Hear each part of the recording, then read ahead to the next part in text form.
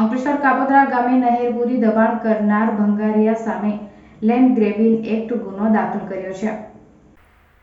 બનાવની વિગત અનુસાર અંકલેશ્વર તાલુકાના કાપોદ્રાના જૂના સર્વે નંબર 180, નવો સર્વે નંબર 662ની પાછળના ભાગે સરોવર તળાવની બાજુમાં ઉકાઈના જમણા કાંઠા નહેર પસાર થાય છે. જે નહેર ઉપર પુરાણ કરી નહેર બિનઅધિકૃત રીતે બંધ કરી દીધી હતી અને તે જગ્યા ઉપર ઝકરિયા પાર્ક ખાતે રહેતા અબ્દુલ કુદ્દુસ મુખ્તાર ખાન ગોડાઉન ઊભું કરી દીધું હતું.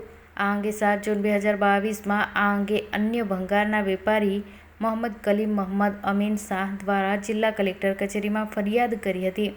જે અંગે જિલ્લા વહીવટી તંત્ર દ્વારા જરૂરી તપાસ કરી એસડીએમ અને મામલતદાર કક્ષાની તપાસ કરી જરૂરી રિપોર્ટ કર્યો હતો.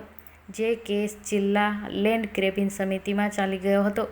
નહેર વિભાગ દ્વારા પણ નહેરની જમીન ઉપર દબાણ કરાયું હોવાનો રિપોર્ટ કરતા અંતે જિલ્લા લેન્ડ ગ્રેબિંગ સમિતિ દ્વારા 30 જાન્યુઆરીના મંગળવારના બપોરે 3 વાગ્યે પોલીસ ફરિયાદનો હુકમ કરતા અરજી કરતા મોહમ્મદ કલીમ મોહમ્મદ અમીન શાહની ફરિયાદ આધારે ગુજરાત જમીન પચાવી પાડવા ઉપર પ્રતિબંધિત કાયદો 2020 હેઠળ નહેર પૂરનાર અબ્દુલ કુદ્દુસ મુખ્તાર ખાન વિરુદ્ધ ગુનો નોંધી તપાસ શરૂ કરી હતી. मैं मोहम्मद कलीम शाह अंसार मार्केट कापोद्रा में आने वाली जमीन जो नहर की है उसका मैं 2022 में माननीय कलेक्टर श्री में अर्जी किया था.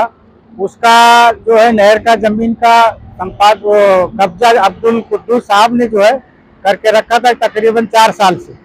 उसका फरियाद हमने 2022 में किया था. उसका कल डीएसपी साहब पीआई रोलन साहब आके मौके का जो है पंचनामा करके गए हैं उसमें. और अपना मामलेदार साहब और नहर विभाग खाता ये सब लोगों ने वो नहर का जमीन का पुष्टि करने के बाद उनके अब्दुल कुद्दुस भाई के खिलाफ एफआईआर कल दर्ज किया गया है.